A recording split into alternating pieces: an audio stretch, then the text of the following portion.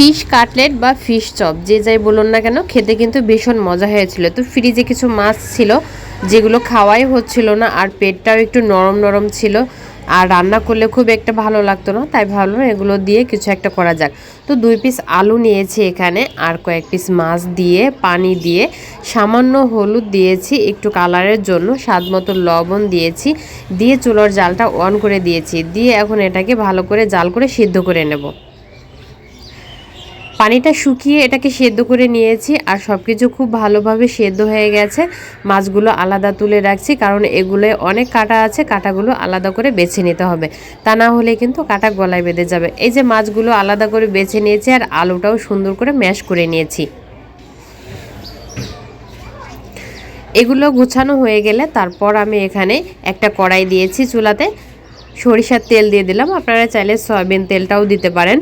কিছু কুচানো পেঁয়াজ দিলাম, পেঁয়াজটাকে একটু মিহি করে কুচাতে হবে।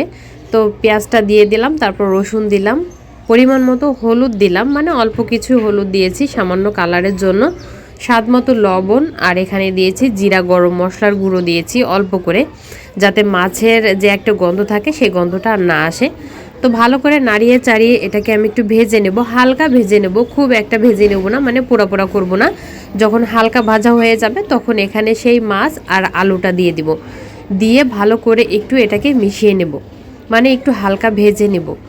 আর হ্যাঁ, আপনারা চাইলে কিন্তু এখানে যে কোনো মাছ ব্যবহার করতে পারেন, সব মাছ দিয়েই এই রেসিপিটা খুব ভালো হয় খেতে। উঠানোর আগে কিছুটা ধনেপাতা কুচি দিয়ে ভালো করে নাড়িয়ে চাড়িয়ে এটাকে একটা সাইডে রেখে দেবো একটু ঠান্ডা হওয়ার জন্য। যখন ঠান্ডা হয়ে যাবে তারপর এভাবে বল শেপ বা চপের মতো করে বা চৌকা মতো করে যে কোনো শেপে আপনি এটাকে বানিয়ে নিতে পারেন।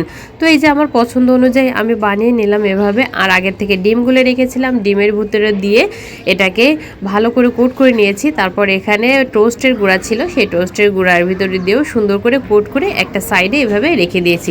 সবগুলো তৈরি করা হয়ে গেছে, দেখুন কতটা সুন্দর লাগছে। আর কেউ যদি ফ্রোজেন করতে চান তাহলে কিন্তু এই অবস্থায় এটাকে ডিপ ফ্রিজে রেখে দিতে পারেন, অনেক দিন ভালো থাকবে। যখন বিকালের নাস্তা হিসাবে খেতে ইচ্ছা করবে তখন শুধু তেলে ভেজে নিলেই হবে। তো অন্য একটা কড়াইতে তেল গরম করতে দিয়ে দিলাম, এখানে অবশ্যই সয়াবিন তেলটা ব্যবহার করবেন। তেলটা হালকা গরম হয়ে আসলে সেই চপগুলো এখানে দিয়ে দিব, দিয়ে উল্টিয়ে পাল্টিয়ে এগুলোকে একটু লাল লাল করে ভেজে নেব। তো এই যে ভাজা হয়ে গেছে, উল্টিয়ে পাল্টিয়ে লাল লাল করে ভেজে নিয়েছি, কালারটা কত সুন্দর এসেছে, আর খেতে কিন্তু মাশাআল্লাহ অনেক মজা। তো ফ্রিজে যে মাছ থাকে সেই মাছ দিয়ে আপনি এটা তৈরি করতে পারবেন। রেসিপিটি যদি ভালো লাগে অবশ্যই লাইক শেয়ার ও কমেন্ট করে পাশে থাকবেন। আজকের মতো বিদায় নিচ্ছি, আল্লাহ হাফেজ।